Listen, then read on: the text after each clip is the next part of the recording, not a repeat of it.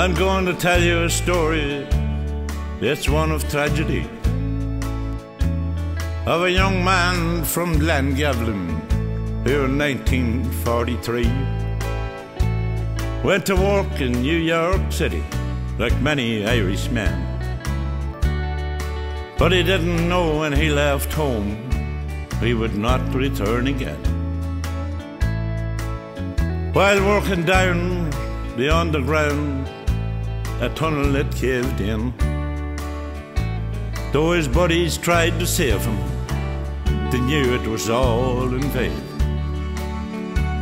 Before he died, through tears he cried, "Grant me my last request, take me back home to Glengevlin for my eternal rest." Now the Ireland of the 40s was one of poverty and pain. There were no emails or online fares to take you home again. 10 days it took a letter to tell his parents of their loss, but they could not bring their boy back home. They could not afford the cost.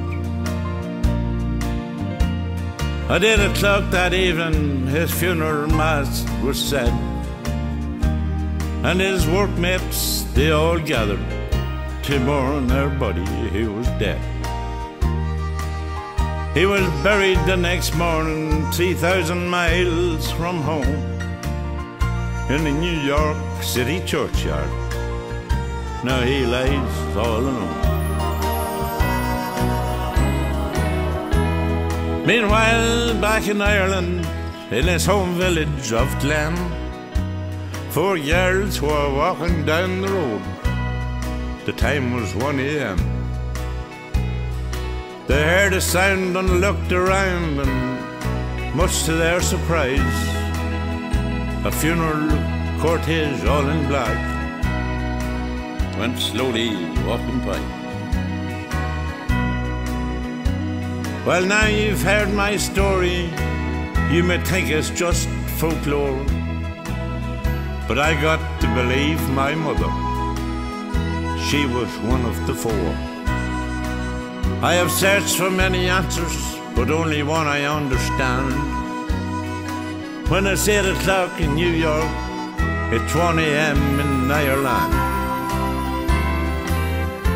Now strange things often happen that no one can explain, and throughout their lives, those 4 girls never saw that sight again. Was a young boy's last wish granted by a power, not by man? While his body lies in New York, his spirit rests in Glen.